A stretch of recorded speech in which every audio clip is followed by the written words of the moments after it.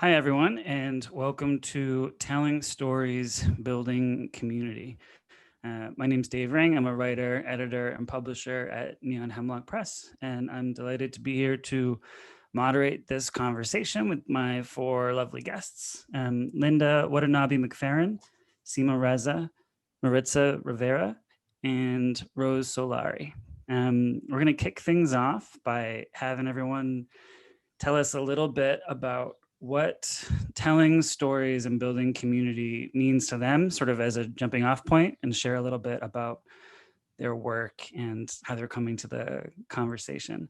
We didn't talk about order, but maybe we can go in the order that everyone was on the slide. So that would be Linda going first, if that's okay. Totally fine with me, Dave.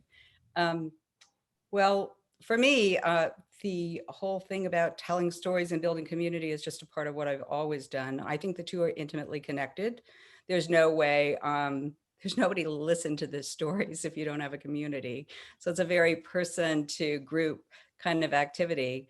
Um, do you want us to tell a little bit about why, how it's been important to us at this point? Is that what you're asking I us think to that'd be do? great. Yeah, a little bit about your work and sort of like why community is important. And then we'll kind of circle back after everyone has had a chance to talk a little bit.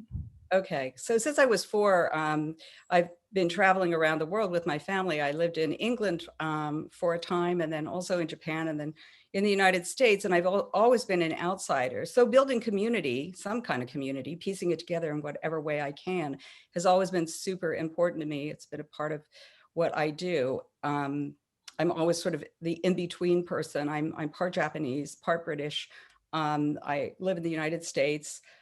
And I'm also a writer, and I've been writing since I was actually 6 years old, because I would write stories about me and share them with other people and ask them about themselves. So it's intrinsic. It's really, really important to me. Later in my life, some disasters happened. My husband and I lost our daughter in a hospital right after she was born. And again, community became super, super important to me. It was a way I survived, and writing also important. I've always journaled because when you move from place to place, you have to have one constant friend, and that was my journal. So I've always journaled. So the two have been super important to me and to the people that I know. I've managed through that community to meet other people who have the same sort of situation. They're either suffering from something, they have a story to tell, they want to connect up. So they've been, it's been important to them too. My first community was a Berkeley Poets Cooperative, which happened shortly after the death of our daughter. And the Berkeley Poets Cooperative, which came out of this sort of hippie movement back in the 60s here in California, was really, really important to me. And from that, I learned that you can build a community. And that was sort of the model for Left Coast Writers, which is the community that I'm part of now, or that I started like 20 years ago, and we're still meeting. So that's kind of my story in terms of building community in my own writing. The two have always been connected, probably will always be connected. I can't think of any reason to write for me personally, unless it's to share with others. And I read to let them into my world. That's it for me. Seema, do you want to go next? Thanks for having me.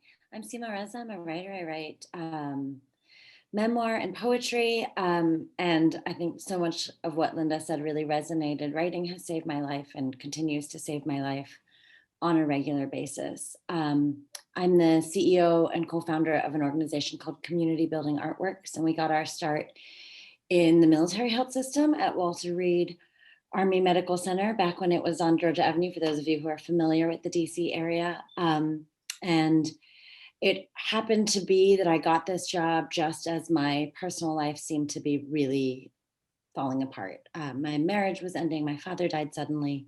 And the thing I learned there was how essential it was to have community. And our sort of founding principle, or the spine of what we believe, is that at the heart of community is communication. At the heart of communication is figuring out what it is that you contain. And writing and art making are the best tools that I have found for both figuring out what I contain and communicating it to the people around me so that they can know why I'm weird and maybe feel invited to tell me why they're weird.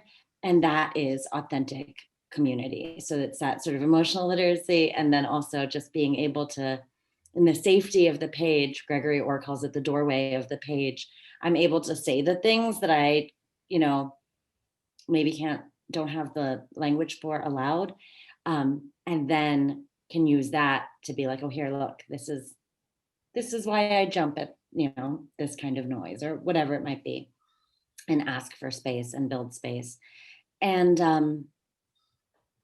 find that sort of Venn diagram of different kinds of people who are different, where we intersect, so that we can be close to people who maybe on the surface don't seem like us. And I'm so glad to be here. Thanks.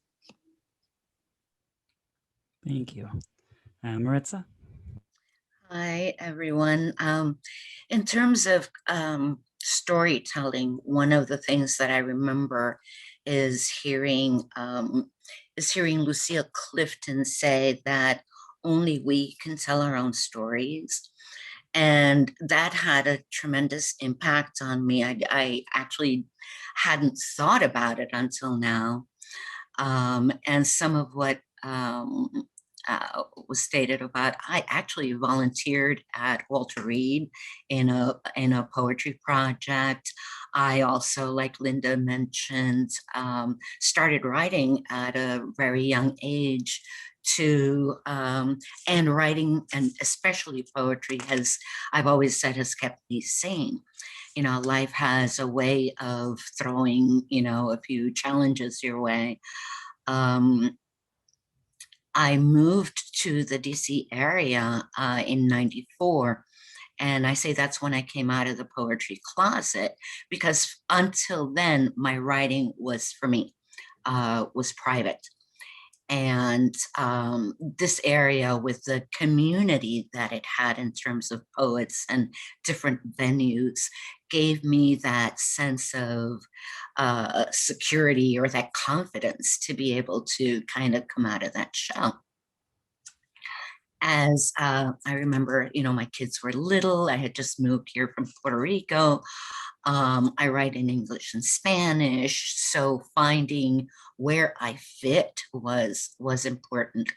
But as a single mom, there were so many things that I couldn't do. Either I didn't have the time, or I didn't have the finances. So maneuvering in the community was a little challenging for me. And then, in terms of building the community that I needed, there was already a pretty strong community out there, but because I wasn't able to participate as much as I wanted, I started creating my own community.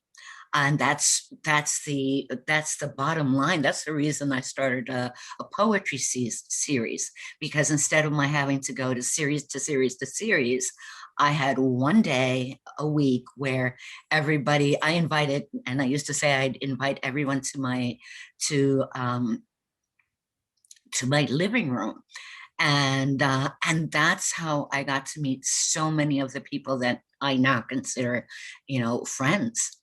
After that, I had always wanted to attend all of these poetry conferences and retreats. Again, I was a single mom. I couldn't afford it. So I created a weekend retreat, kept it pretty affordable, so that people in my situation, or people that just didn't have the time or the resources, could attend something like that. And one of the things that I'm really, really proud of is that my venues and my retreats have been so tremendously diverse, and has brought, people. We keep adding to the family. And we have an anniversary reading that combines the readers from the series and the reader and the participants of the retreat. And so every year the family grows. So those are the things that, I've done to, it's part of my story. I use poetry to honor my ancestors because the Latino voice needs to be heard. Um, and so that's just a little stroke of of the picture that I've tried to paint over the years. That sounds so lovely. I want to be part of that family now. Where's the waiting list? Rose, can you tell us a little bit about? Sure. Yeah, thank you.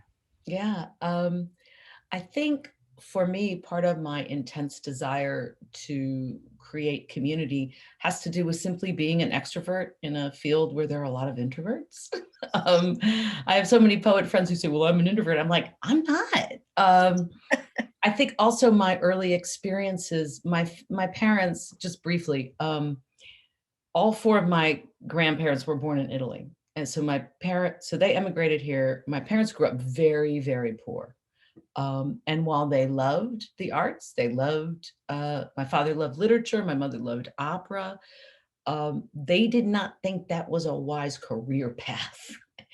And as I grew more and more and became more and more determined to live my life as a writer, I briefly flirted with acting as well, but writing became my true passion. And I realized that many people, say in my MFA cohort or who I was meeting at poetry events, they had family money behind them and family expectations that they could make art.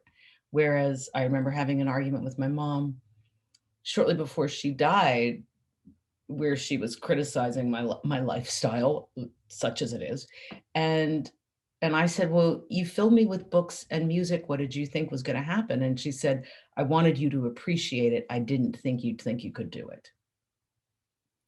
So I began to look around for other people like me. And for a while, I co-ran a women's arts collective in the 90s called Pandora, where we collaborated on multimedia arts projects. So that involved a lot of theater, which was wonderful. And then I began to be asked to edit more and more books for other people. And I was seeing a lot of really wonderful books fall through the cracks because agents didn't want to take a chance on them, or publishers didn't want to take a chance on them. I mean, I was seeing a lot of gatekeeping with other people's projects. So in 2010, my husband and I decided to found a press of our own. Actually, I think we decided in 2008, but in 2010, we incorporated as Allen Squire Publishing. And being able to see the books that I think deserve to be in print, and to create community around the events we have for Allen Squire Publishing and around the authors we've brought in who are very diverse, has been really magical. It's been really, really magical. And it's interesting to me that as much as I've given to this, I feel like I get much more back, because the folks that have surrounded us, Linda being one, Maritza being another, the people I consider part of my community are so diversely interesting and so hardworking and so good-hearted, that it's been quite a wild ride. Especially trying to guide an independent press through COVID has been incredibly challenging, but it's a gift that keeps giving back to you, for sure. Thank you. I think that y'all have sort of brought us in this general direction, but I guess one of the things I'd love to hear from people is, as you're growing as a person, as you know, the organizations that you're working with, what have been some of the most important connections or alliances that you've found community through, either individuals or other organizations that sort of gave you a framework? I'm just curious what those kind of like links have been and sort of how they've helped you on your journey. Does anyone want to go first? Maritza? The minute you mentioned it, I thought of the Memorial Day Writers Project, which meets on the National Mall every Memorial Day and every Veterans Day. And it gathers veteran writers or creatives, because we share songs, poetry, memoir, And it is a day. It starts at 11, ends at 5, and it's a continuous event throughout the day. And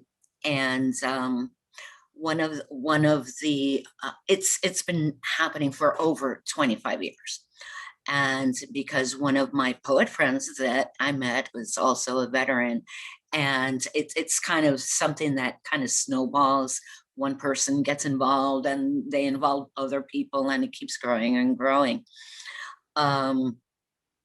So in terms of an organization that has given me so much, like Rose is saying, the Memorial Day Writers Project, I've met so many amazing veterans. Where we lose a few every year, but then unfortunately newer generations join. But it's such, it gives me a sense of Memorial Day, what do you do? Veterans Day, what do you do? When I tell people that that I'm going to the mall, and I mean the National Mall, other people say, "Oh, yeah, they're thinking of shopping," and I'm thinking of, you know, spending the day with, quirky people from different wars.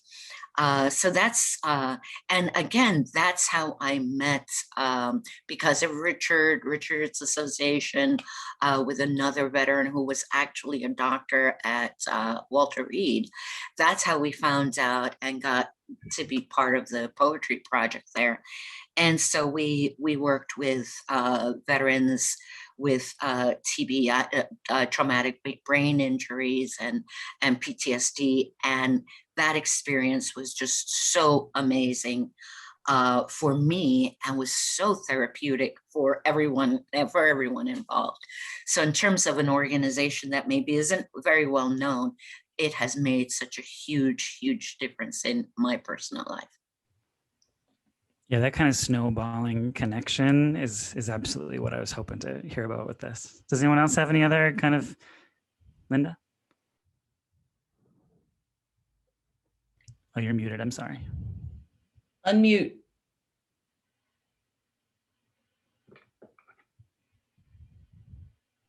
How's that? There we go. Yep. Okay. So for me, it was bookstores. When my first book came out long ago, I did a bookstore tour across the country, and I met all these wonderful booksellers. Well, my favorite bookseller just happens to be here in California in the Bay Area, and that's Book Passage. And they have been supportive through my entire career. That's where we set up Left Coast Writers originally. Elaine and Bill Petruccelli, the bookstore owners, but other bookstores as well, have been really helpful in getting the word out about our writers' books, just creating this wonderful chain and connection with everybody, and then also selling the books, which is really super exciting. They sponsor workshops, they do all kinds of things to get the word out about those books. So they've always been really important to me. And then the writers that come into the bookstores are really important. So Isabella Allende is a good friend, and she's helped with a lot of things. Maureen Wheeler from Lonely Planet Press. It's weird, and I hope I'm not going to be unfair, but women are real community builders. And a lot of the people who have really helped me build community are other women who also build community. And it's almost like you're all sort of baking bread together or something. I'm not saying that there are no guys involved, but there's something about the way women sort of drag you into do things, to set up a table, to get the word out, and that they really help one another. So I just want to say women have been a really large part of my community and getting the word out. Jean Shinoda Boland, some wonderful women. Yeah. Okay. I'm going to mention two communities that have meant a great deal to me, one here and one in England. The Writers Center in Bethesda, Maryland was one of the first places I taught after I had my MFA. I didn't have a book yet. I had some poems in magazines, but I didn't have my first book of poems yet. And they were I was passionate about teaching. I loved teaching. And they brought me on as an instructor and gave me a chance as a very novice instructor with like maybe 2 years of grad school TA stuff behind me, to really discover how much I loved teaching. And so many of the writers that we support now, for example, Elizabeth Hazen, a wonderful poet based in Baltimore.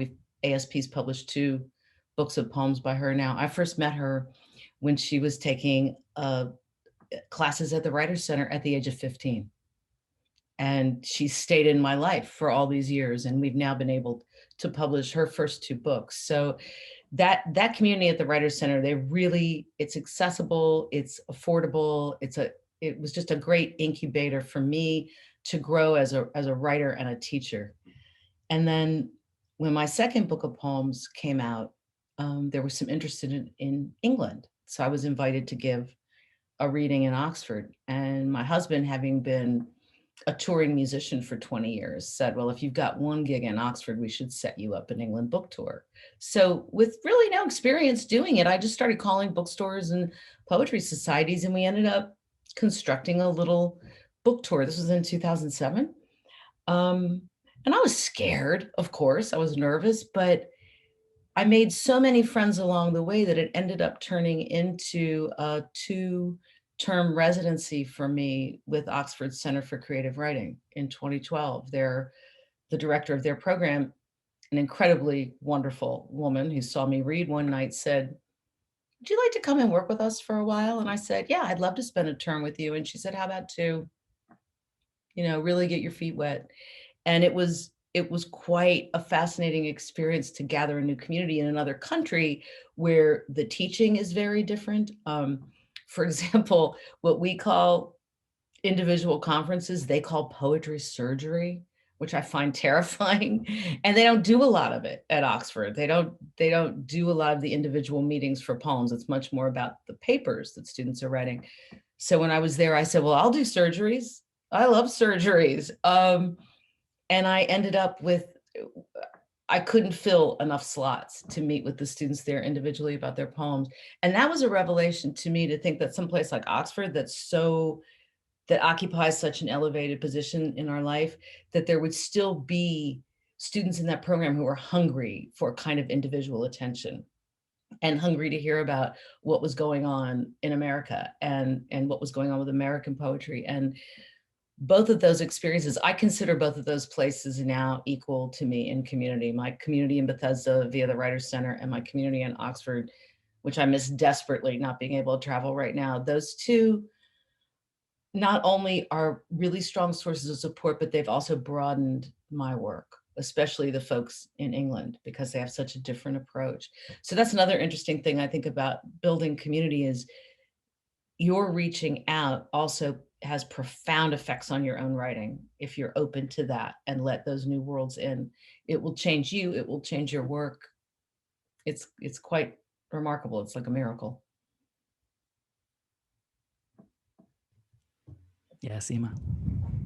Yeah, this is a terrifying question to me, because I always feel nervous that I'll leave someone, like, or I'll talk forever. So you're like the thank you list for your Oscar speech kind of. Exactly, because I just feel like I'm just like a made up of thank yous, which is really a wonderful place to be. But I think something that Rose touched on around, there are these 2 communities, right, for each of us, where we are ourselves a writer and have our own creative work, and like kind of have to defend it and fence it from the community building. And so there are these sort of 2 sides of that, which more and more the sort of streams run together for me, where somebody I admire will reach out and offer me an opportunity to read with them or to contribute something to an anthology. And I'll like immediately turn around and be like, sure. And will you teach for us? And so this sort of goes that way. And my work has grown, and so has the sort of quality of our instructors at CBAW. And then the other place where I've really been able to find community that has really helped us change the narrative and build our organization is organizations that are doing different things than we are, but are adjacent, right? And not there can be some of this competition of like, oh, this poetry program versus that poetry program, and storytelling versus, you know, whatever it may be. But we've been able, I think I'm able to say like, oh, there's a lot of stuff that I don't do well. I do this thing. And that there's space for us, for our participants to not be monogamous, you know, like not be just in our community, but actually like be everywhere. Yes, more poetry, more workshops, more space. And that has been, you know, like we've had some of the best connections just from being able to have that attitude, and reach to, you know, just share resources in this really poor space. Well, maybe, and Seema, maybe if it's okay, I'll throw this question right back to you, because we're kind of continuing this thread. Because one of the thoughts I had as well was, how do we ensure, especially when we're in a leadership role, that our storytelling community spaces are not just for the squeakiest wheels or the folks that like are the most highest heads in the community? Like, how are you reaching like more disenfranchised folks, or folks who maybe don't feel as entitled to like a spot in a particular organization? Like, I'm wondering if y'all have stories you can share about how you've sort of like combated that. And Seema, it seems like you're kind of going right for it. So maybe you can kick it off for us. Yeah, I love the hell out of that question. I think, you know, one of the things, and you know, and Maritza can speak to this, I'm sure, and especially in the veteran space, when people think of a veteran, they think of a very specific look of a person, generally speaking.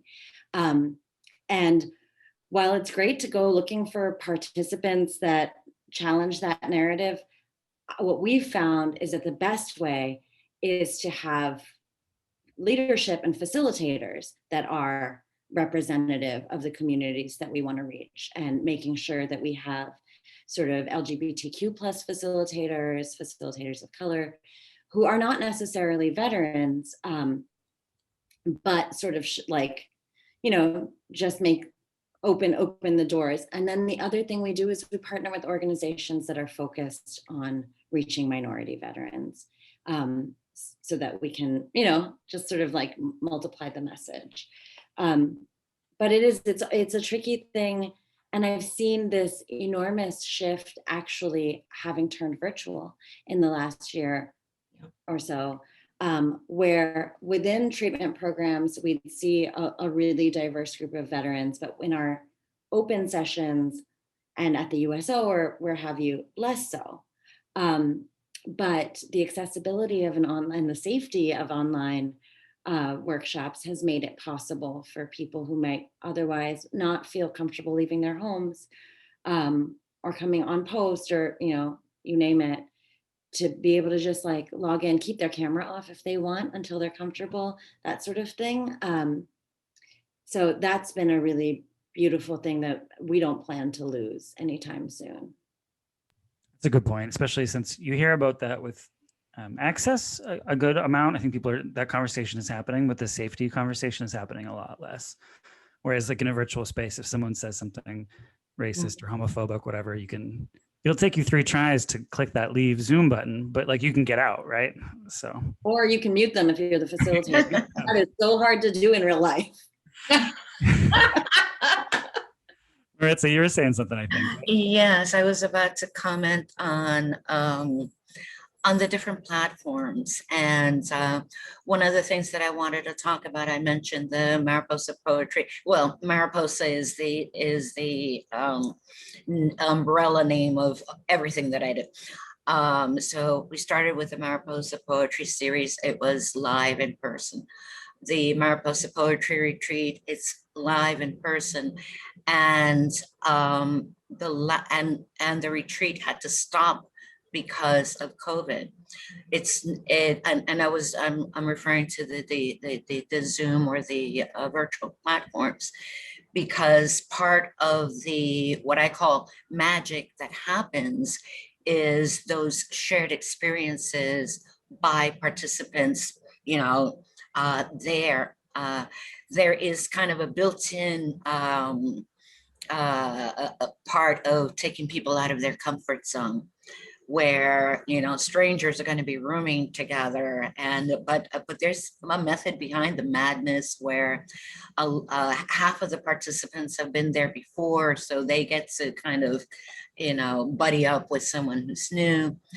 And the last retreat that was planned in 2020 was, I was taking it on the road. I was actually going to do it in Puerto Rico, where I'm from, and it was called Riding in the Rainforest. It was like, yes, this is, if anything is magical, this will be magical. Then the pandemic happened. Then this year, there really wasn't time to get it pulled together, and there's still some risk factors. So it's scheduled again for 2020, but it's been a couple of years that we haven't been able to have that experiential community building that, to me, after all of this planning and everything else, I stand back, and what I enjoy from it is watching the magic happen. I tell people that and they think I'm crazy, but that's what, I call it soul work. For me, it's very satisfying and fulfilling. And my mother and other people who are a little bit more practical, it's like, no, it's not about, the monetary aspect. It's about that building of community and that sense of, oh my gosh, how did this actually happen? I think for me, it's also had something to do with staying in touch with beginners. Um, in the in academia where I was trained, no one wants to teach beginners, right? They want, they give you your first couple classes as a TA, and you don't want to teach freshman comp, you don't want to teach even intro creative writing, you want to teach the more advanced classes.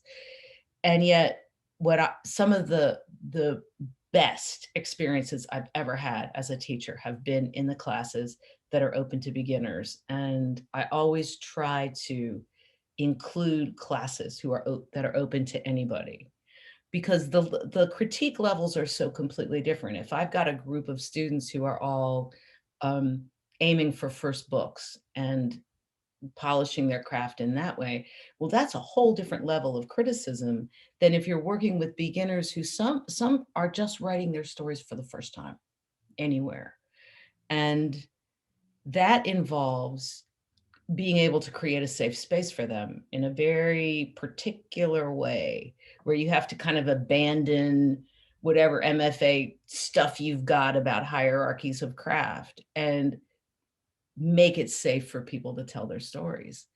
And one of the best experiences I ever had with that is I teach a workshop from time to time called A Poem a Day, where we meet every day for a week and they write a new poem every day. It's wonderful. It's like poetry boot camp. Like, you think in poetry for a week. It's beautiful. And one of the best of those workshops I ever taught was at the Writers Center, where a young woman came in, and when we were going around the room introducing ourselves, she said that she had just been released from a psychiatric hospital, that she had had a severe bipolar breakdown, that they were playing with her meds, they were playing with her, levels of things, and that she had no idea if she could even come back the next day, given the state she was in. She also, interestingly enough, though this was at the Writers Center in Bethesda, lives in West Virginia. So she was taking 2 trains and a subway to get to that class every day. I mean, commitment, right? So when she very bravely said that the first day going around the room, I said, I absolutely hope you'll be able to stick around. And I also hope that you'll let me know what I can do to make this the most welcoming, safest place possible. But I have a lot of rules about critique. You don't get to be an asshole. You don't get to, I have a lot of rules around critique. You can't critique content, only how it's delivered. Like, you can't say you shouldn't write about that, for example, So I have a lot of rules in place already that I think make the place a warm, safe, welcoming place. But it's one of the greatest achievements, I think, of the Writers Center and of my teaching career, that woman now has gone on to publish many poems. She has a radio show on Sunday mornings where she interviews poets. She is functioning beautifully as a writer in the world. And maybe she will always struggle a little with her meds. Maybe there will always be times when she's a little shaky, but hell, aren't we all? I mean, isn't that everybody, right? So I think embracing that and being able to embrace that and tell the difference, like have this group over here, by all means, you want to help folks who are really highly craft oriented and want their first books, by all means, go help them. But if you can still manage to teach that other group, extraordinary things will happen. Extraordinary things will happen. And whether they end up publishing or not, extraordinary things will happen in their lives because people are listening to them. And that's maybe the most important thing of all is listening. It's just everybody shut up and listen to what she's got to say. And I'm honored that she stuck with me and took many classes with me and is really thriving now. And we still email all the time. But I think listening is so key to creating a good community. Thank you. Linda, do you have anything you want to share or? I do. I was thinking about it. How do you mix it up? How do you make sure that you're reaching out and pulling people in? One of the thing that I found, it's really difficult. It's really a challenge to make sure that you're reaching out and catching as many people as you can, providing for as many people as you can. The keys for us at Left Coast Writers have always been outreach and content. Those are the two big hills that we have to climb. The outreach, well, I mean, COVID was awful, but Zoom is great. I mean, we're a Left Coast organization, right? West Coast, Left Coast organization, and we can reach out to the East Coast now and to Hawaii and to wherever the time zone allows. So that's been pretty amazing. And in my workshops as well, can reach out, so much greater distance than we could have before you had to like drive to the place too. Plus I really agree with the capability of being included and yet retain anonymity is a very, very important aspect of it, where a person doesn't feel exposed, because especially with beginners or people who aren't used to large communities, it can be a very daunting experience. So I think that the Zoom, the other ways that we can get content out, YouTube, has been really, really a wonderful aspect. We try to keep our content as varied as possible. So we like to hit a lot of different parts of the community and try to get people in, lure them in by the content. And that's really good, especially on Zoom, because then they're coming to you for the content, not for the group, not for the organization, but for what you're presenting. So like I think our last event, normally we pull about 100 people for at a really good event. But last time we did it like a Zoom. Now that we're doing Zoom, it's like 300 people. It's a lot more people. And you don't necessarily know them all, or they're just finding out about you, and we get to spread the word in that way. I did want to mention, I agree with Rose, who, by the way, Rose is one of those women who is really good with getting the word out and spreading community and being supportive. Rose and Joanna Bigar are two of my heroes.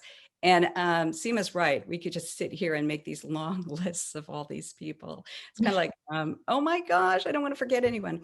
But I think that one of the things that we're trying to do now is just make sure that we are reaching communities, and not just communities, but people who are who don't feel comfortable in the environment. Yeah. So my workshops, which I've been teaching for like 25 years or so, are all mixed genre and mixed level, which is amazing, because some of the know-it-all writers will come in, you know who you are, and they know everything. And then there are these writers that are newbies, and I think Natalie Goldberg talked about it in her book. They have beginner's mind, and sometimes it's genius. And the other person is like, I'm not going to do it this way. I'm not going to do it that way. That's not the professional way to do it. And they come up with these things that are absolute amazing genius. And they bring something, they sort of leaven the atmosphere and make it brighter and lighter with their new ideas. So I really love, and some of those people that were beginners in my workshop that, oh, I've never written anything before. I want to say, because I'm also proud of them, many national best-selling writers in that group. I mean, they started from nothing and ended up with best-selling book, national bestsellers. So, and it was because they were open and they didn't have preconceives. So I just want to say that mixing it up is super, super important. And the ability to reach out to a group that you might not normally have serviced and allow them to not feel judged and is really, really important. Yeah. So Yeah, I think, and this goes into my next question really well as well. So thank you for this psychic thing that's happening here with y'all. So I'm curious if y'all either have lessons learned or advice for someone who's getting started in this work. And when I say this work in this context, I think I mean like maybe starting a program or looking to get involved in community. Like where would you point them, or what pitfalls would you steer them away from? And Linda, I'm curious if you want to just take that first, since you're kind of already giving some really good advice right now. sure, if you're starting a community, I think you need to belong to some. I mean, I think you need to be a joiner of some of these and an active participant, because the only way you can learn to do this is I paid my dues at the Berkeley Poets Cooperative. You need to pay your dues. Maybe you need to edit the magazine, which is what I did originally. I contributed. You need to be an active participant, and you need to be a contributor. You need to be willing to get yourself out of the way and help other people. Mm-hmm. So that's really difficult, because in community building, it's really fun. Women are so great at this because they just give it up to everybody. I mean, you just are really servicing other people a lot. I mean, you're helping other people. It's really hard sometimes to balance your own career with the needs of the community. It's really, really difficult, but you need to find that space that you're doing both. And it is a lot of, you have to be willing to dedicate a lot of time and energy, and maybe take away from your own work sometimes, to be able to promote the work of others, to encourage others, to work with others. But I just want to say this, you get it back 1,000-fold. So whatever you give out, you get it back in various ways. You can't even, and there's no way to guess how it's going to come back. There's no way to plan any of this. It's just like, you throw it out there and amazing things happen. So I guess that my advice would be just be willing to be a participant. Mm-hmm. Mm-hmm.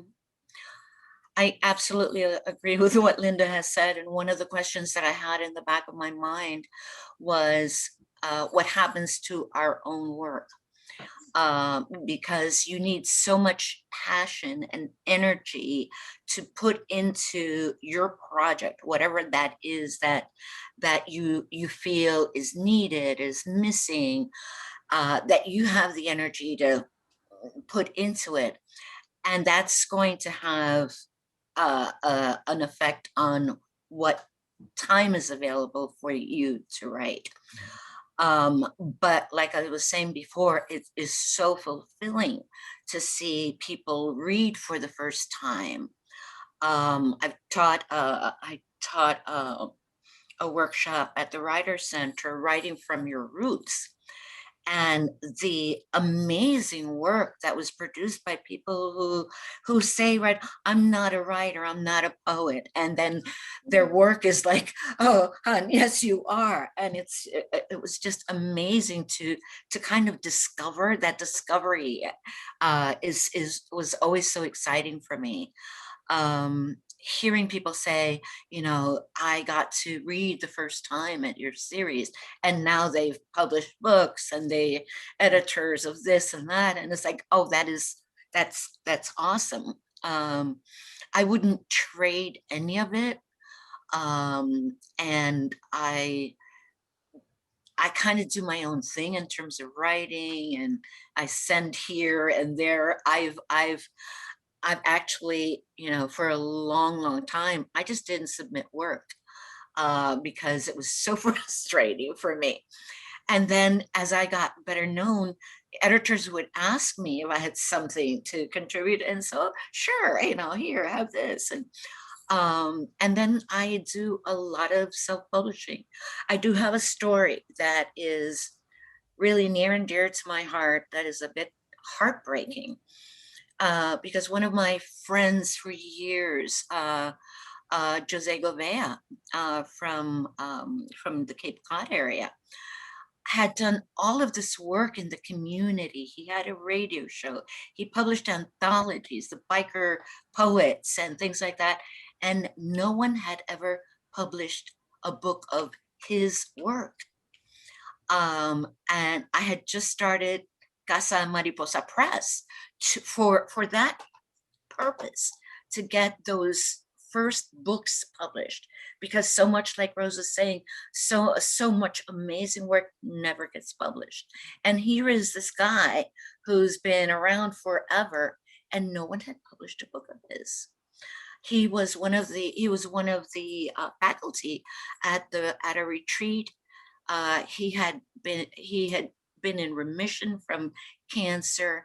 After he taught that retreat, he had a relapse. He went back into hospital, then hospice, and I was in the middle of publishing his first book. And we argued back and forth, the title, his name, but it was so important, and the pressure of publishing that book, and we published it in March, and Jose died in May. So it was literally his dying wish. And I don't know how many manuscripts I have, and I have not been able to publish another book because, that was just a life-changing experience for me, to know how important someone's work can be.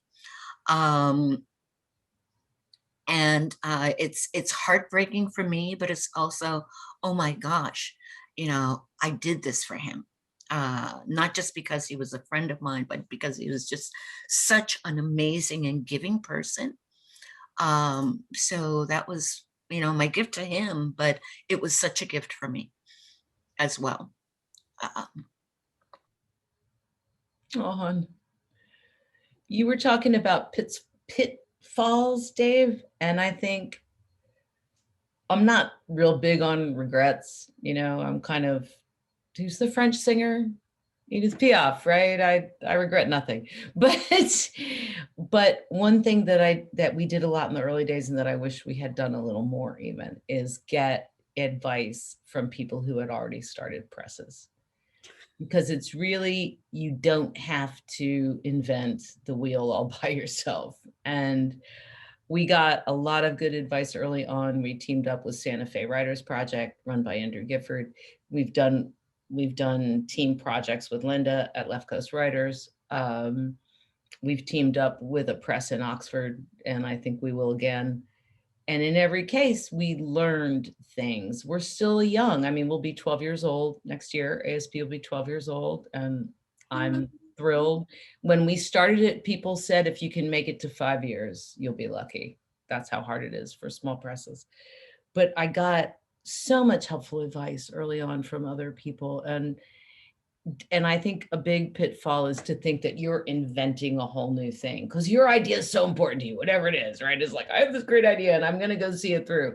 But there are so many other people who can help you. Grace Cavalieri, for example, who I think probably all of you have heard of, poet laureate of Maryland, amazing woman, dynamo, goddess of the universe. And she runs her own small press and wears many, many hats. And Grace was very generous with me. One of the biggest surprises to me about this whole experience is that if you reach out to people for advice, they're often quite generous. My Oxford pals were generous. Richard Peabody was generous.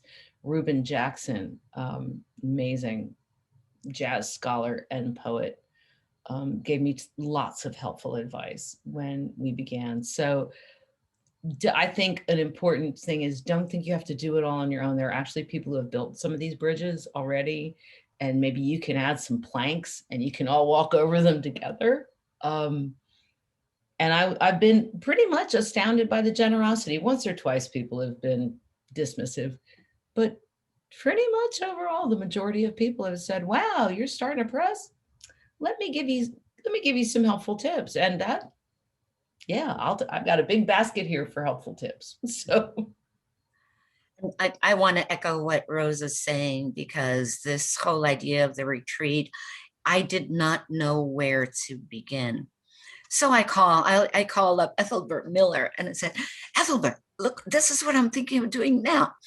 And he says his words of wisdom were, find a magical place. And I said, what does that mean? Find a magical place? What am I supposed to do now? And I found a magical place, and everything else fell into, just fit together like puzzle pieces. And something that I thought, what is he talking about? What am I supposed to do with this? Was exactly what I needed to hear.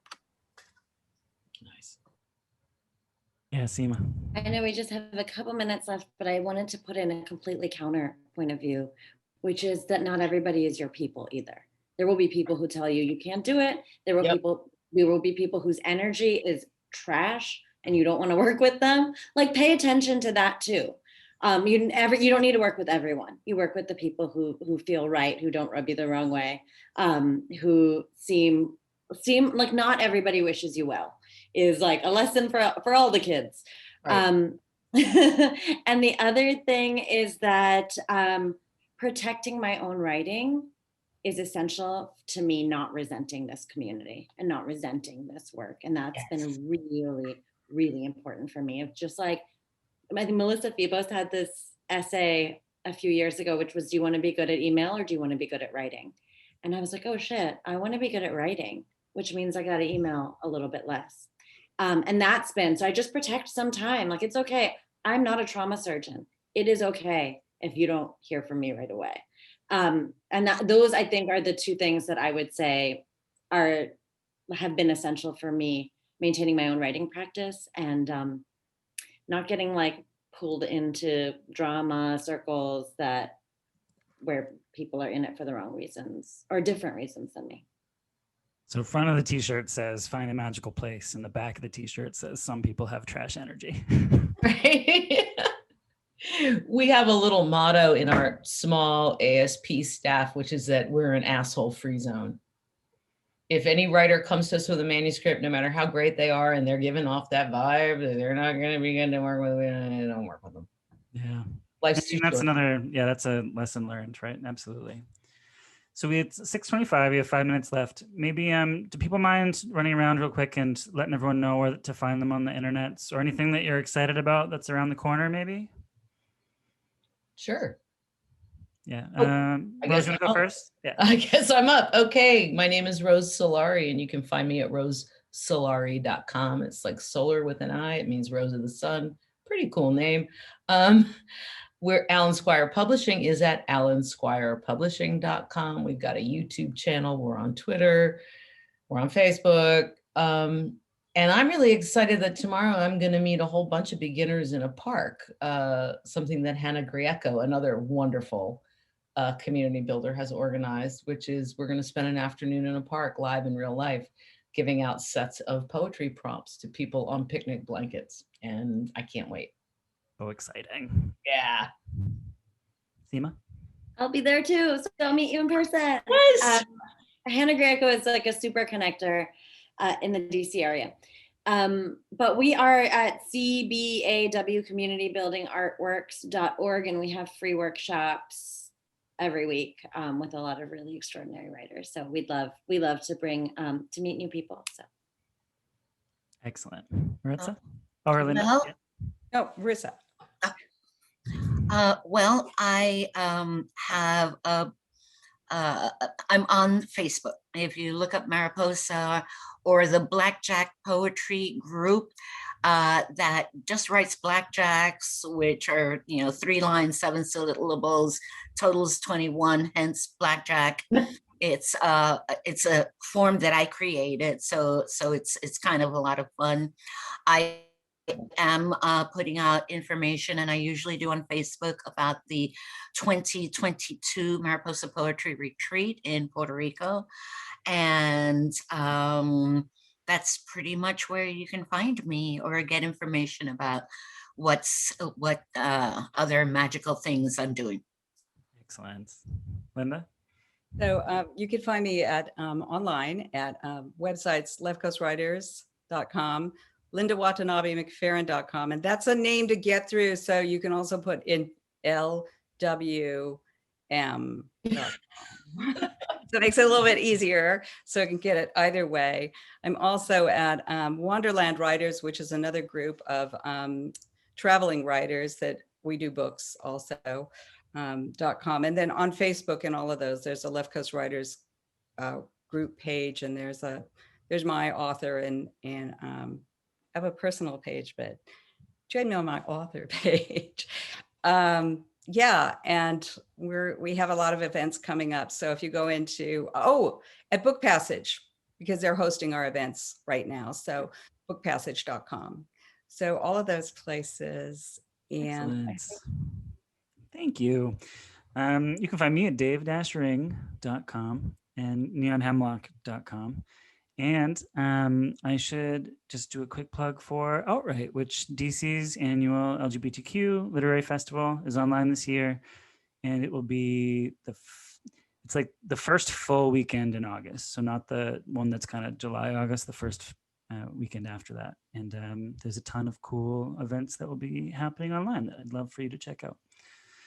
And so thanks for joining us. Thanks to my lovely panelists. This was Telling Stories, Building Community. And I hope y'all had as many light bulbs popping over your head as I did, and a sheet full of notes to prove for it. And it was great spending time and sharing space with y'all. Thank you. thank you. Thank you for having us. Thank you. It was fun.